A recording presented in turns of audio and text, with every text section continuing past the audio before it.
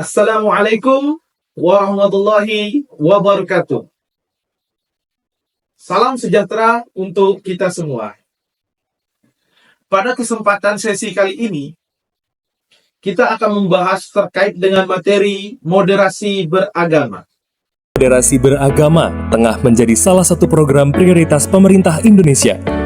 Pada tahun 2019, Kementerian Agama telah menerbitkan buku moderasi beragama. Namun, di masyarakat muncul salah paham tentang konsep moderasi beragama. Tidak sedikit masyarakat yang beranggapan bahwa seseorang yang bersikap moderat berarti tidak teguh pendiriannya dan tidak sungguh-sungguh dalam mengamalkan ajaran agamanya. Banyak juga yang menganggap konsep ini berarti memoderasi agama. Benarkah demikian? Apa sesungguhnya pengertian moderasi beragama? Dan seberapa pentingkah moderasi beragama dipraktekkan?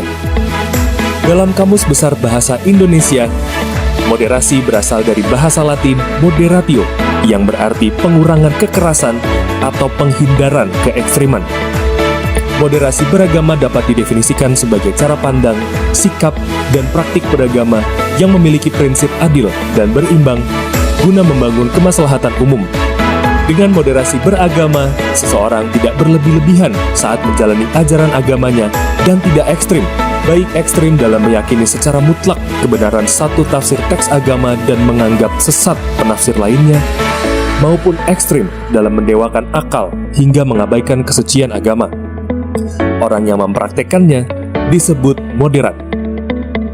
Moderasi juga dikenal dalam tradisi berbagai agama.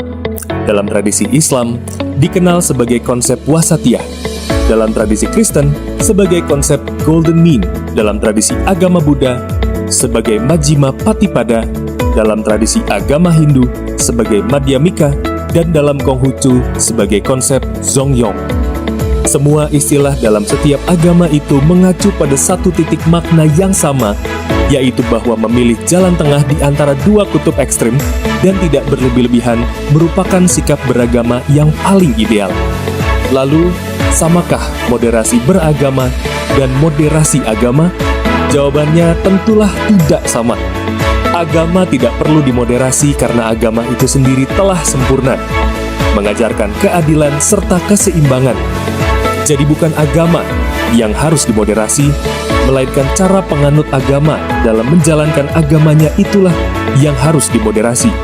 Tidak ada agama yang mengajarkan ekstremitas, tapi tidak sedikit orang yang menjalankan ajaran agama berubah menjadi ekstrim.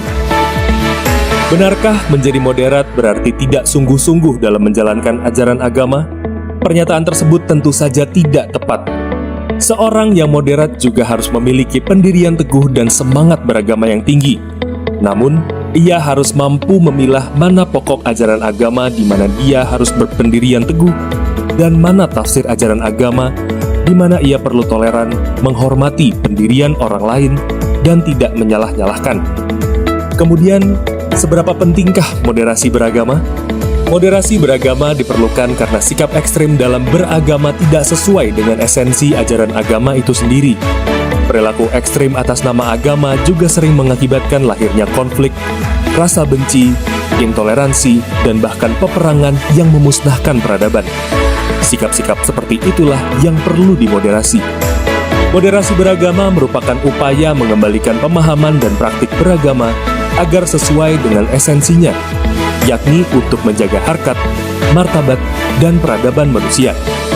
Agama tidak boleh digunakan untuk hal-hal yang justru merusak peradaban, sebab sejak diturunkan, agama pada hakikatnya ditujukan untuk membangun peradaban itu sendiri.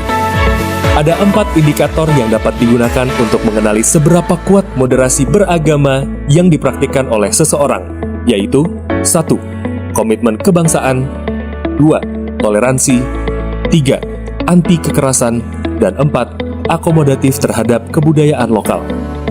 Menyadari pentingnya moderasi beragama, penguatan moderasi beragama telah menjadi salah satu program prioritas nasional yang menjadi bagian dari revolusi mental dan pembangunan kebudayaan dalam Rencana Pembangunan Jangka Menengah Nasional atau RPJMN 2020-2024. Berangkat dari temuan lemahnya pemahaman dan pengamalan nilai agama yang moderat dan inklusif, maka kebijakan diarahkan untuk memperkuat moderasi beragama sebagai cara pandang, sikap, dan praktik beragama untuk mewujudkan kehidupan bangsa yang damai, inklusif, dan toleran. Moderasi beragama harus dipahami sebagai komitmen bersama untuk menjaga keseimbangan, di mana setiap warga masyarakat, apapun suku, etnis, budaya, agama, jenis kelamin, dan pilihan politiknya, harus mau saling mendengarkan satu sama lain, sehingga kita dapat saling merawat dan menghormati keberagaman bangsa yang merupakan rahmat Tuhan. Jadi, mari bijak dalam beragama dengan menjadi moderat.